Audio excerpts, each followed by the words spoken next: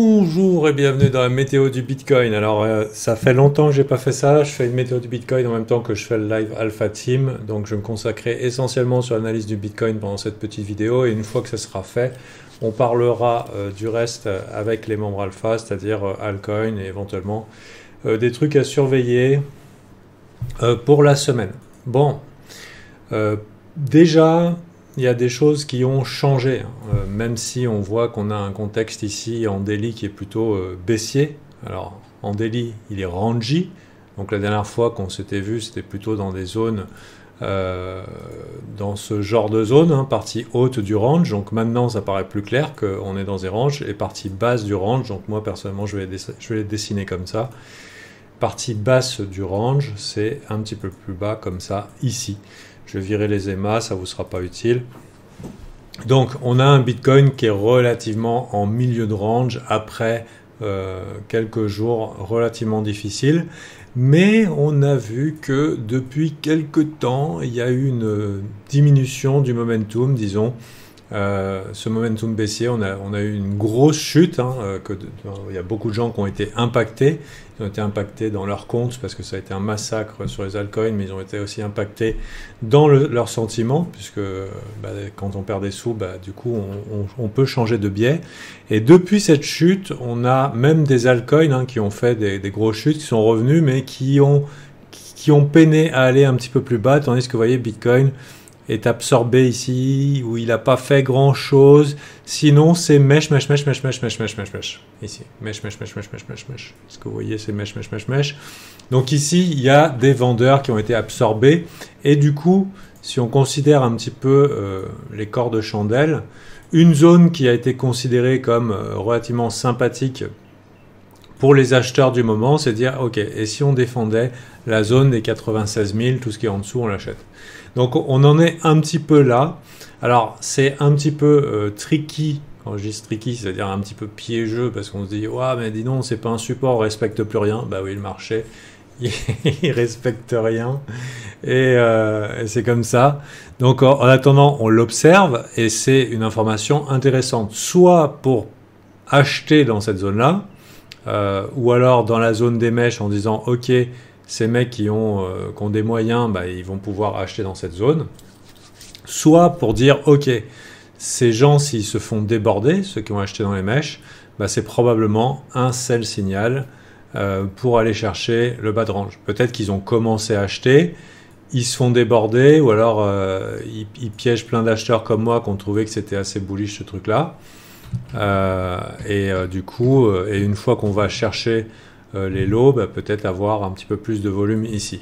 Mais bon, pour l'instant, on a un Bitcoin qui n'est pas dans une super location, donc c'est pas un super emplacement pour le prix, mais une zone qui est clairement défendue, tandis que l'impression que j'ai eue, moi, en lisant le sentiment, c'est que les gens étaient un petit peu sceptiques face à ces journées vertes qui nous étaient proposées un petit peu à gauche à droite.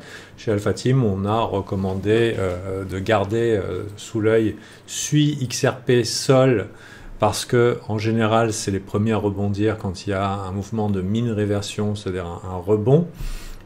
Et aussi, personnellement, je garde l'œil sur Litecoin, qui a une grosse configuration monthly, weekly. On verra ça un petit peu plus tard. Pour revenir à Bitcoin, vu qu'il est dans le range et que dans le contexte précédent, on a quand même une grosse jambe haussière, c'est un peu trop pour dire que un peu trop tôt pour dire que c'est finito pipo, même si on a eu un apex en sentiment ici, c'est trop tôt pour dire que c'est cuit. Tant qu'on est dans le range, tant que c'est pas cassé franchement vers le bas, c'est pas cuit du tout. La proba est que on en voit encore un petit peu. Si on fait du price action de base, jambe haussière, rectangle de consolidation, hop, et ensuite continuation haussière, évidemment, si ça passe vers le haut. L'idée que je vous disais, c'était qu'ici, la dernière fois, c'était probablement une mauvaise idée d'acheter parce que les gens seraient enthousiastes, et ici, peut-être une bonne occasion d'acheter parce que les gens seraient un petit peu en disbelief si jamais ça monte sans eux.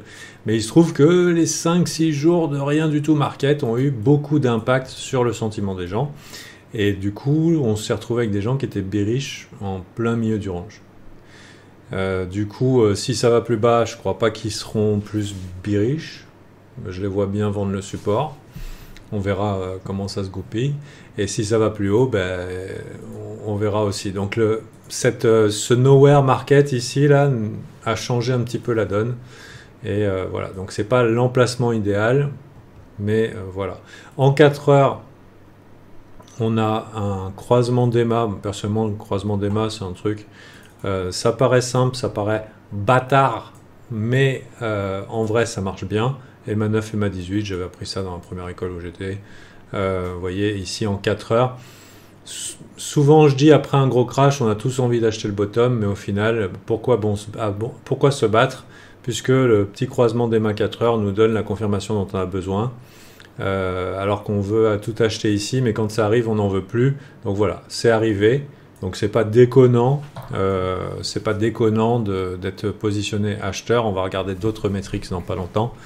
Dans cette zone-là, on voit des EMA qui sont décroisés, qui sont penchés, et du coup c'est plutôt un signal de confirmation qu'on aime bien. D'habitude, quand les EMA croisent, on n'attend pas bêtement aussi longtemps dans une zone. Peut-être parce qu'on a eu des mouvements dramatiques vers le bas et que du coup le marché s'attend peut-être à nous mettre une douille de plus, un peu comme on avait fait là. Mais la plupart du temps, quand on avait des EMA qui croisaient, c'était non-stop vers le haut et puis pas le temps de niaiser. Le temps qu'on arrive en haut, en 2 jours c'était plié, on était remonté en haut de range. Donc là, ça fait longtemps qu'on n'a pas eu un croisement d'EMA aussi mou au niveau de la remontée. Voilà. Maintenant, ça fait longtemps qu'on range ici. Hein. Je veux dire, quand je vous ai montré les petites daily, là, vous voyez, les bougies étaient petites, elles étaient faibles. Il y a évidemment, quand on est dans un range long comme ça, on a des liquidités, des liquidations de part et d'autre et d'aller chercher. Et même rien qu'hier, on est pas mal resté là. Ça a dû être tentant peut-être. Il y a pas que des shorts à aller chercher, il y a des longues à aller chercher. Je vous laisse regarder des maps de liquidation éventuellement sur CoinGlass si ça vous intéresse. J'étais plutôt encouragé par ce rebond puisque on avait une augmentation, on a le prix qui augmente. On allait chercher des lows, on allait chercher des stops, on rebondit. On retourne vers le bas en disant « ouais, vous êtes sûr ?» et ensuite on repart. Donc là, oui, effectivement, on est sûr. On monte, on monte, on monte. Et pendant ce temps-là, qu'est-ce qu'on voit pendant toute la montée ici? Ça fait 2 jours que ça monte tout doucement. On voit le long-short ratio qui diminue avec des open interest qui augmentent. Si on regarde sur Binance, Binance, OKEx, ils étaient chauds.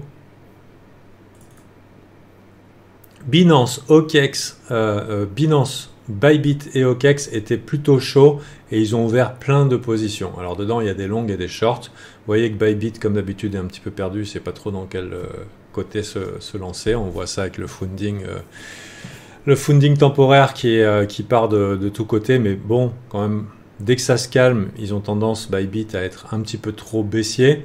C'est plutôt une indication du public. Bybit, ça veut dire qu'ils sont un petit peu en déni vis-à-vis de cette petite remontée, ce qui laisserait supposer qu'on a peut-être du jus pour aller plus haut. Personnellement, j'aurais bien vu un BTC qui remonte dans les 100 000, ne serait-ce que pour aller chercher les stops qui sont coincés ici, et plutôt que de rester dans un petit range comme ça, établir un range peut-être un peu plus grand avant d'aller plus bas. Et sinon, il y a aussi des stops ici, donc c'est pas déconnant d'envisager un rebond rapide qui fait chier le monde, qui fait chier ceux qui n'ont pas acheté ici parce qu'ils attendent plus bas, pour aller chercher des stops, des bears qui sont peut-être arrivés un petit peu tard sur la partie. Donc pour l'instant, un Bitcoin qui est neutre, positif, avec, si vous regardez par exemple matériel indicateur, on a des whales. Mon écran semble figé. Alors moi personnellement, mon écran bouge, je fais des coucous et des machins, tout est là. Ça doit être toi, Arnaud. Donc voilà, donc pour l'instant on a un début de semaine plutôt positif. Ce qui peut être une bonne indication, c'est l'Open Weekly ici 96 496. C'était comme par hasard la zone qui a été défendue fin de semaine dernière.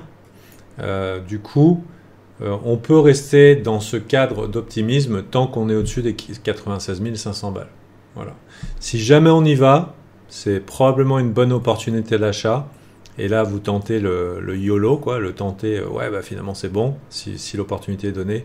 Mais si on perd les 96 500, qu'on fait des délits qui clôturent en dessous, probablement s'attendre à des trucs un petit peu moches. Et vous pouvez commencer à lever les bras en l'air au moment où l'Open Yearly, on s'installe en dessous. Alors 93 000 si on s'installe en dessous, vous pouvez être Bitcoin maximaliste, tout ce que vous voulez. À mon avis, sauf si les gens sont vraiment très pessimistes, mais s'ils sont encore confiants, il vaut mieux lever les bras en l'air. Puisque ça voudrait dire qu'en yearly, ça veut dire qu'on commencera à dessiner des bougies qui seraient pas jolies, avec des gens optimistes et des... Bon, c'est pas encore arrivé, mais par exemple, je vous mets en weekly des structures qui commenceraient à être méchantes. Voilà, pour l'instant, elles sont pas méchantes, elles sont jolies, neutres, sans animosité, on peut espérer de la hausse. Voilà pour la météo du Bitcoin. Peut-être un petit peu de volume profile, enfin market profile pour vous montrer un petit peu l'inspiration. Donc 3 jours, donc on était dans un range, on est sorti ici, l'époque augmente en hauteur. Donc le volume se déplace vers le haut, donc on a depuis 3 jours une tendance qui va doucement vers le haut. C'est pas parce que ça va doucement que c'est forcément bearish, au contraire, ça veut dire que c'est plutôt fort. Les gens ils aiment bien quand ça va vite, mais c'est plutôt fort. Et donc parmi les targets réalistes, ici on a un naked POC à 104 000, mais ça me paraît un peu irréaliste d'y aller du premier coup. Je nous vois bien établir un range plus longtemps. Et aussi, on avait une série de points de contrôle qui étaient dans cette zone. Les 100 000 chiffres ronds psychologiques, ça peut exciter. Et ici, 100 000, 102 000, on a aussi des liquidations qui nous attendent là-haut. Donc, c'est pas déconnant d'envisager que le prix du Bitcoin travaille un petit peu cette zone. Pour l'instant, c'est tout ce que j'ai à dire. Donc, pendant que c'est vert ou neutre, sans animosité, voire franchement positif, eh ben, il y a sûrement des rebonds à aller sur les altcoins. J'ai vu que les gens ont découvert un petit peu sur le tard qui s'était fait faire le fameux passage de bouteille de coca dans l'anus, le trou du cul de 20 cm de diamètre. Il y en a qui ont réalisé un petit peu tard qu'ils venaient de se prendre un 80% dans la gueule. C'est pas parce que tout le monde est d'accord pour dire que finalement ça a été douloureux que forcément c'est une bonne raison de vendre. Hein. C'est justement quand les gens prennent la mesure de la gravité de la situation, que surtout s'ils verrouillent leur perdant. Tu connais pas la bouteille de coca c'est la visite de la bouteille de coca. C'est quand tu te fais refaire le trou. Donc il y en a qui ont découvert un peu en groupe la situation, et là vous voyez ça commence à rebondir sérieusement quasiment tous les jours, le temps que les gens se rendent compte que le rebond qu'on appelle, on va suggérer, disons que si vous êtes sur un altcoin qui vient de prendre moins 80%, moi j'appelle pas ça une halle saison, hein, si on remonte ici, déjà j'appelle ça un miracle, parce que moins 80% ça veut dire que vous faites un 300 ou un 400% pour remonter simplement à break-even. Mais disons que même si on a des rebonds de 100 et quelques pourcents ou 150, ça reste ce qu'on appelle mean réversion, ça veut dire un rebond, quoi, un rebond normal du prix après des grosses chutes, et il y en a plein des comme ça. Par exemple, Sol, on a eu une chute relativement vertigineuse. C'est pas déconnant de voir Sol revenir dans les 230, c'est un très joli trade. Je dis pas que ça va arriver aujourd'hui ou qu'il faut prendre le trade ici. Le bon niveau, c'est l'Open Yearly. Vous voyez, c'est comme je vous disais sur le Bitcoin, ça fonctionne bien. Si jamais vous voulez jouer Sol avec un BTC qui va bien, là, ici, il y a des stops à aller chercher. Et puis, peut-être un petit peu plus haut, mais voilà. À noter aussi qu'il est possible que ce que nous vivions en ce moment soit une correction mi-cycle, si c'est pas pire. Je vous souhaite que ce soit une correction mi-cycle. Qu'est-ce que j'appelle correction mi-cycle? C'est ce qu'on a eu sur Solana ici. Évidemment, ouf là là, il y a des gens qui respirent au moment où je vous dis ça. Peut-être que c'était ce qui était envisagé dans le groupe. Je leur ai posté ça dans l'alpha feed il y a quelque temps. Laissez-moi vous retrouver ça. C'est qu'au moment où ça célébrait le rebond, il y a eu un rebond très fort après la chute, je ne sais pas si vous vous rappelez. Les premiers rebonds sont les plus forts. Si on doit faire, donc ça date du 3 février, si on doit faire un vrai bottom long terme, donc ça veut dire que si on fait un vrai bottom long terme et qu'on ne va pas dans les fins fonds du fion, il faut s'attendre à quelque chose comme ça. En général, on a un fort rebond, un deuxième fort rebond, et ensuite des rebonds qui sont un petit peu moins forts. les gens ici, sur le premier rebond post-flash crash, ils étaient vraiment ultra optimistes. Sérieusement, il y avait des gens qui étaient très très très optimistes. C'était pas mon cas. Et mon avis pour les membres alpha, c'est attention, le premier rebond, c'est pas déconnant de le vendre. Et ça peut être drastique. Par exemple, Solana, pendant la correction mi-cycle en 2021, on avait eu première chute 55%, rebond 97%, donc là c'est quasiment du miracle. J'imagine que quelques whales en ont profité pour sortir. Ici, rechute de 62%, rebond de 122%, donc les rebonds sont très impressionnants comme vous voyez. Ça suffit pas pour revenir à break-even, mais assez pour s'en mettre plein les fouilles. 50%, 87%, 39%.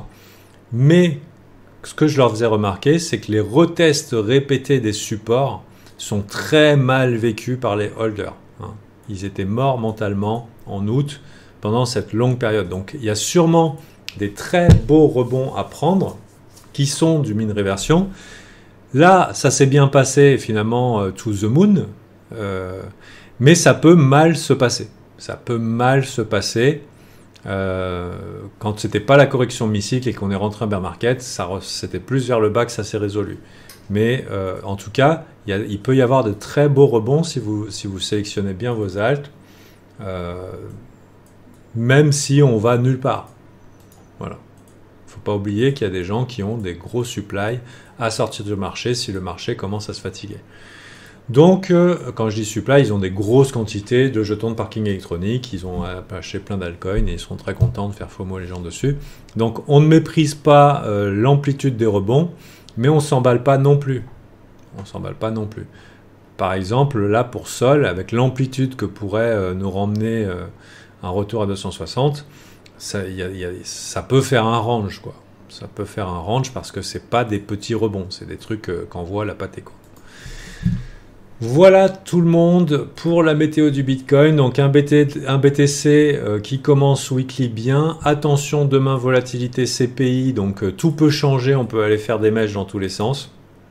Mais on a des petits signaux 4 heures, des petits signaux dans l'action du prix, là, qui ont l'air de dire ok, éventuellement on tient bien ce début de semaine et vous avez les niveaux clés sous 96 400, 93 000 et quelques.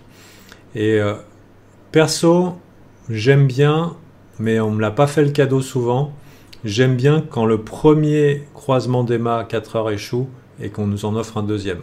Parce que du coup, parce qu'après une chute aussi dramatique ici, enfin dramatique, on dirait que c'est rien, mais c'est quand même 20% depuis les highs. Ouais, non, 12%, ça va. 20%, c'est 15%, on n'est allé que 15%. Donc, quand on a des chutes comme ça assez élevées, vous voyez, il faut du temps pour créer un low. Et des fois, une deuxième pichenette avec des émas qui nous en refont un autre croisement, c'est encore plus fort. Et parce qu'en fait, il n'y a pas de raison de faire un deuxième croisement d'émas 4 heures. Tu vois, là, tu le fais, ça marche pas. Le deuxième, YOLO, on est plein de sous. Donc, et là, c'est parti d'un coup. Donc, si ça échoue, faut pas se sentir trahi, même si c'est un indicateur tout simple. Et si on en voit un deuxième, bah là, on y va avec confiance en se disant, ok, pourquoi on y retourne ? Il y a vraiment une tentative de renversement de tendance. Allez, bah, prenez soin de vous. J'avais fait une demande, on va faire un event mindset. J'avais fait des demandes sur comment je pouvais vous aider au niveau mindset. J'ai quasiment eu aucune suggestion. Déjà, j'ai remarqué plusieurs fois, j'ai proposé comme ça d'aider les gens. Il faut savoir que je coach les gens et ça leur réussit bien. J'ai des témoignages et tout. Et des gens qui ont vachement transformé leur game comme ça. Mais quand je demande ça, il n'y a personne qui dit rien. Et j'ai l'impression c'est que soit ils ne pensent pas que je peux les aider, soit ils ont honte de se dire qu'ils pourraient avoir besoin d'aide. Parce que ça peut, en 2 minutes, je peux résoudre vos problèmes des fois. En 5 minutes, on peut cadrer quelqu'un et le remettre sur les rails. Donc, il ne faut pas hésiter à dire, si vous avez un défaut dans votre trading, il n'y a personne qui va dire « Bouh, il a des défauts dans le trading ». Vous savez, pour réussir en trading, c'est difficile. Donc, il n'y a pas de honte à avoir des défauts ou avoir des trucs à corriger. Voilà. Et des fois, ça prend 5 années à le faire tout seul avec ses petits bras musclés. Et bien accompagné, ça peut prendre 5 ou 10 minutes. Ou en tout cas pour toucher le point à corriger et à commencer à mettre en place des choses. Donc n'hésitez pas à me dire. Et il y a par contre 2-3 gars qui m'ont dit « Ouais, il faudrait que tu nous apprennes à prendre nos perdants. » Mais ce qu'il y a, c'est que moi, je ne veux pas vous apprendre à prendre des perdants quand vous prenez des moins 70 ou des moins 80%, c'est trop tard. C'est vraiment, le timing, il n'est pas bon. J'ai un adage qui dit souvent when FOMO, FOMO first. Donc quand c'est le moment de FOMO, tu es dans les premiers. Et pour pas être le dernier, hein, acheter le high. Et when panic, panic first. Donc quand c'est le moment de paniquer, tu paniques le premier. Mais quand t'en peux plus parce que... Et que là, moi j'arrive en tant que youtubeur en disant les gars, il faudrait que vous preniez vos perdants.